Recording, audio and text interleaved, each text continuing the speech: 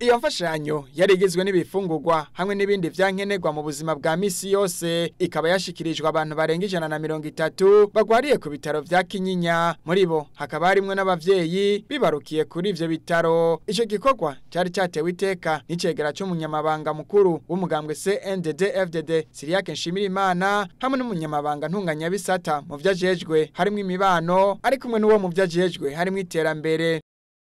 Gérard Barutwanayo umunyamabanga w'umugambwe CNDD-FDD mu ntara ya Buhumuza yararemesheje abo bagwariye muri ivyo bitaro acamenyesha ko bashitse kuri ivyo bitaro mu ntumbero yo gushigikirana. Nico gituma no munsi twaje ngaha muri bino bitaro kugira ngo mwebwe abagwaye muri ngaha hariho nabimana yarayigiriye neza bibarutse tubandanye dushigikirana muri duke tuba turose nk'abagumyabanga dushigikirane muri caje kwaco kwerekana ko imbonera kure zibaho kumugambwe usanzwe uhari kandi kuri ku kivi twavuze tuti no kuvyerekana no mu bikorwa reka dushigikire abari mu bitaro bitandukanye.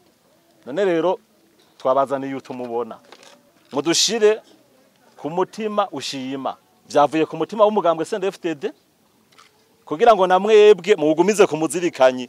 Ico gikorwa cyari citabwe kandi n'izindi ndongozi zisanzwe zivuka muri komine yagutse ya Gisuru hamwe n'intumwa z'umugambwe uri ku butegetsi mu gihugu ca Tanzania CCM.